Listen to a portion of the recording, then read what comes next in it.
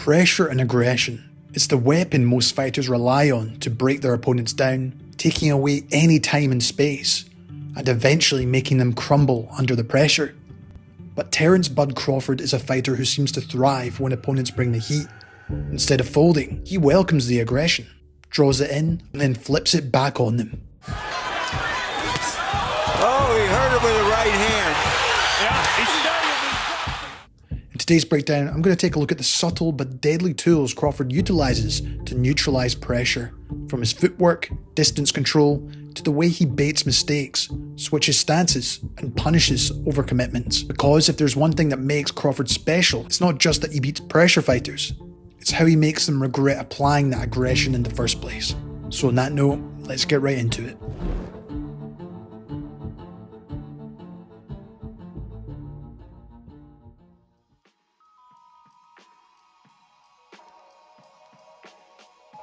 For Crawford early in fights, or even when opponents try to raise the tempo, Bud will look to step back or circle around the ring to give them the sense that they're forcing him back towards the ropes and corners. But in the reality, he's not just retreating. In my opinion, he's setting traps and building potential opportunities for the later rounds. As cliche as the phrase is now, Crawford is downloading his opponent's approach. Every feint, every rush, every punch that they commit gives him another piece of information, which he can store away for a moment he chooses to strike. One of the most subtle tactics is also starting in the orthodox stance against orthodox fighters. From a positional point of view, this makes them feel a bit closer than they actually are when he does actually turn southpaw.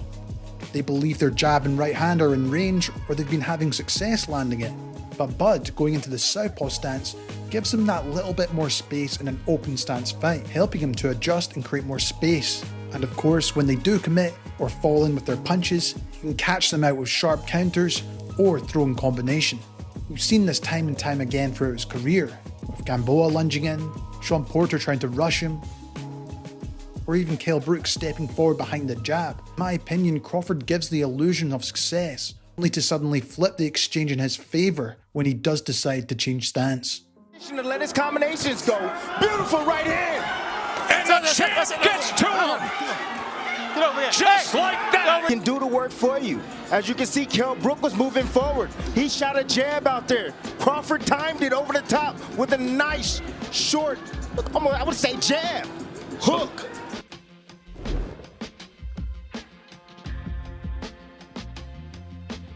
While most talk about Crawford's switch hitting, it's in fact his feet that often save him under pressure. He uses the short controlled shuffles to move back, just enough to draw a rush before pivoting off or circling to reset.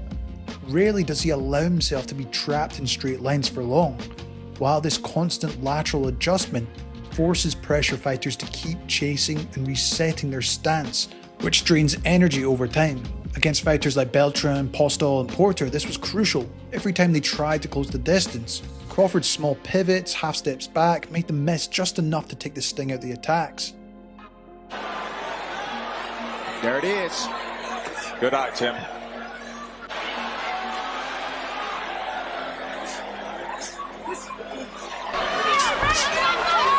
jab running top down. He continues fighting his muscles right now. And his movement. With what athletic ability it takes to be able to do this. There's no denying Crawford is elusive, but not by running. It's subtle footwork and ring IQ to move to the positions that's going to give Crawford an advantage to either counter or throwing his combinations. If there's any pause or hesitation as they come forward, Crawford makes them pay.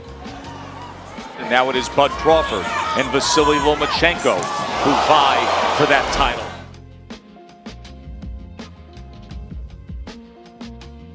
Crawford's jab is one of his best weapons in boxing, especially against pressure. What makes it so effective is the variety. He doesn't rely on just one type of jab. In some fights, he'll fire the snappy shots to the head and body, mixing it up continually, keeping opponents honest and breaking their rhythm as they come forward. And touches him up downstairs to the neck round. As the chance. I think it's a southpaw. He goes with the left hand lead that time and catches him again. Figure out where he can attack. That hand goes up in the air. He'll come downstairs with the body just like that.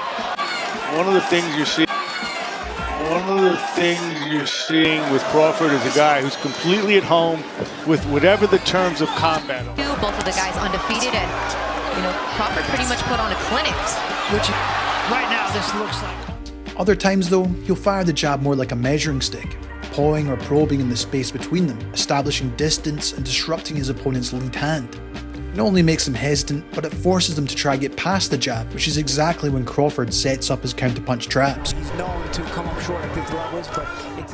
While naturally, the more probing pawing jabs act as feints, creating opportunities to set up his backhand or combinations behind it. Paul stands early against Molina, so let's see if Crawford switches it up or stays. Postal there through the... A little politicking by Jose. Has Benavidez standing still. I think that Once Crawford starts getting his jab landing, then he's able to set up his combinations. working with his jab nearly going when they had the exchanges. He won the exchanges. He made Beltran miss. Let's go with a power shot again. Beltran looks like he could be ready to go at any moment here as Crawford loads up shot. For me though, it's the constant switching between touches, measuring and power that keeps opponents second guessing what's going to come.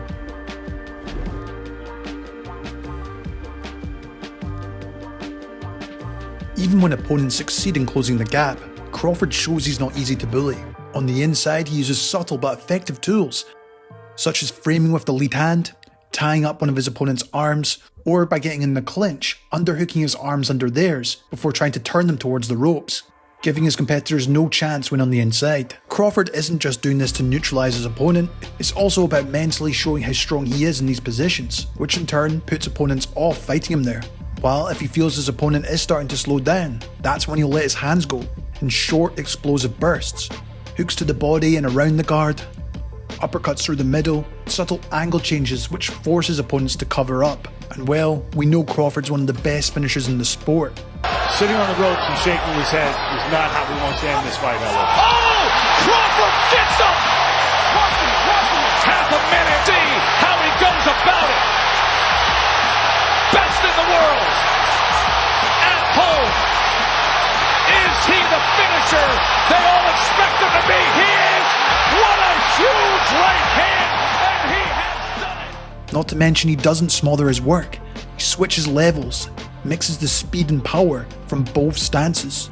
Inside fighting isn't where Crawford spends most of his time, but it's another area where pressure fighters fail to find comfort. And as we've seen, those that have tried to fight him there get broken.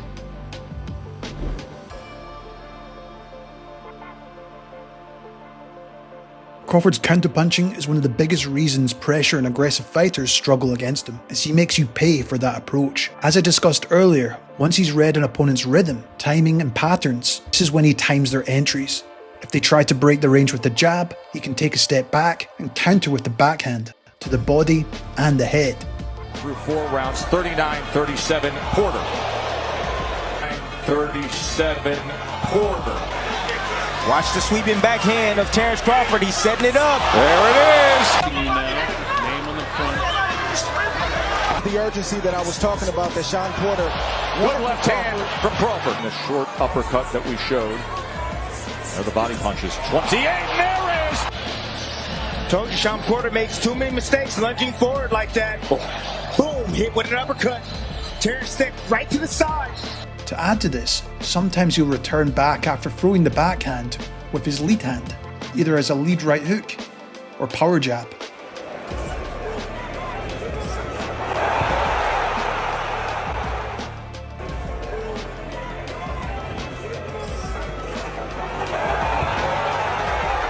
The limits of his size and his age. The limits of his size and his age.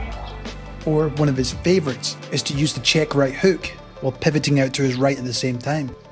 Collected and sticking to the Porter. Hoping that Lunging with the right hand. He gets out of the way. Left cheek. Oh, he caught him with the right hand. He was very quick on his feet and with his hands. Oh, he hurt him with the right hand. Yeah, he staggered and dropped him with the left hand.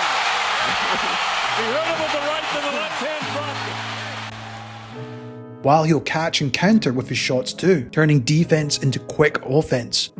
That side of him will come out. Wait, people say, you know what? That he doesn't talk a lot of trash. Oh, what a great counterpunch. He touches Davis again. Yep. That's another knockdown. That was just a little cuffing shot, but the second one, that's a real, there's going to be a real punch. You saw it, that left hand. But I also love how he can generate power and go downstairs. As he pulls or steps back onto his back foot, the weight transfer when he returns is with full force, which we've seen get knockout blows. For me, this is the most important and best aspect of Crawford's style, as it discourages aggression from his opponent, as every time his opponent steps in and takes a chance, they're going to get met with something, chipping away their confidence and forcing hesitation, the Achilles heel of an aggressive pressure fighter. Pressure fighters usually expect to wear opponents down over time, take away their space, their rhythm, and eventually an opponent's will. But against Terence Crawford, that plan always backfires. By reading pressure, controlling distance, mixing his jab, working the inside, and punishing with counters, Crawford turns his opponent's aggression into opportunity, dismantling them piece by piece. And that's what makes him one of the most complete and dangerous fighters of this era. This has been Jamie from Boxing Life. I'd like to hear your thoughts on Terence Crawford. Do you think he's one of the best fighters at controlling pressure and aggression? I'd love to know. If you want more like this, why not check out one of these videos? As always, thank you so much for watching, and I'll see you in the next one.